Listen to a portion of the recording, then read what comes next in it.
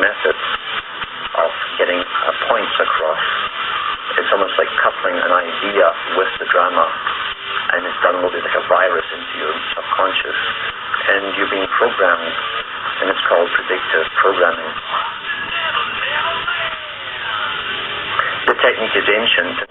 And the reason why they chose the owl is because the owl is a symbol used in Europe by secret societies, because the owl is wise because it sees things in the dark.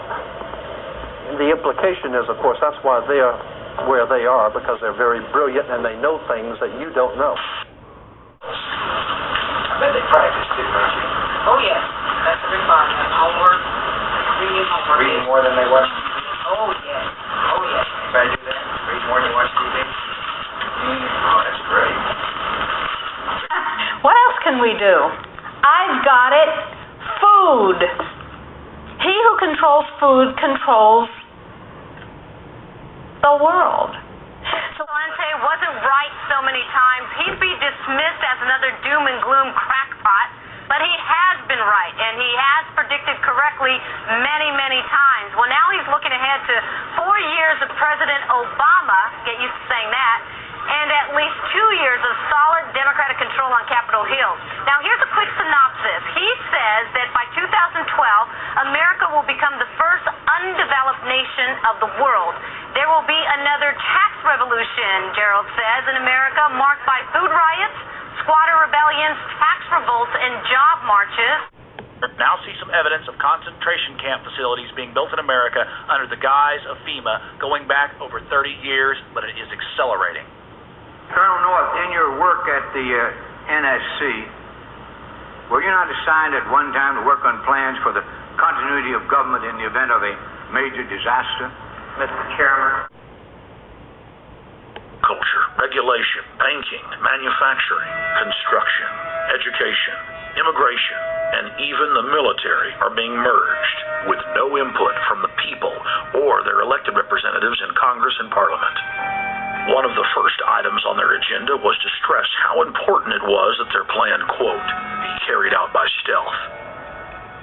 The controllers also talked about exploiting the public's fears of climate change to push a continent-wide tax to fund the new government. Globalist tool Robert Pastor is incessantly paraded on the world stage as the man behind the North American merger. When he testified before Congress, he pushed the idea of a continental security perimeter that erases national boundaries and merges the security apparatus.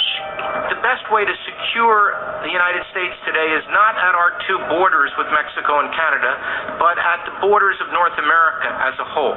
Including the United States, got together and they said there are 12 really bad organic chemicals. They're called POPs, persistent organic pollutants. There are a lot of them, but there are 12 that are so bad that nobody could disagree that those 12 POPs had to be banned worldwide. Codex has brought back seven of the 9 forbidden POPs that 176 countries banned worldwide. Dieldrin, aldrin, hexachlorobenzene. And the food that is imported from other countries that contains these substances cannot be stopped at our borders, because otherwise it would be, God forbid, a trade violation. That system is the end game. China said last week they want one global currency. France said yesterday or the day before that they want one world order, a new world order at the end of this event. Came the 1933 gold seizure. Under the threat of imprisonment for 10 years, everyone in America was required to turn in all gold bullion to the Treasury, essentially robbing the public of what little wealth they had left. And at the end of 1933, the gold standard was abolished. If you look at a dollar bill from before 1933, it says it is redeemable in gold. If you look at a dollar bill today, it says it is legal tender, which means it is backed by absolutely nothing. It is worthless paper.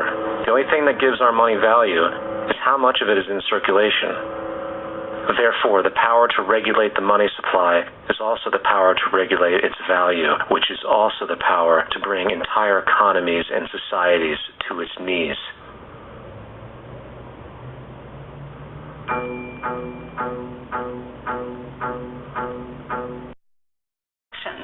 The epidemiological projections, they estimate, not I, they estimate, they're the experts, that just the vitamin and mineral guideline alone, when it goes into global implementation on December 31st, 2009, will result in a minimum of 3 billion, that's B, bad, big, billion deaths, 1 billion through simple starvation.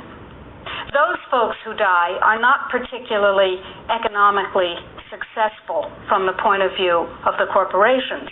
But the next 2 billion, they will die from the preventable diseases of undernutrition.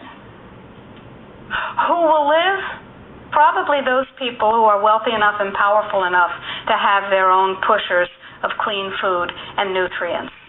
1913, with heavy political sponsorship by the bankers, Woodrow Wilson became president, having already agreed to sign the Federal Reserve Act in exchange for campaign support.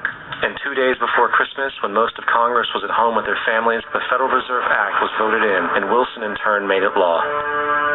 Later, Woodrow Wilson wrote, in regret,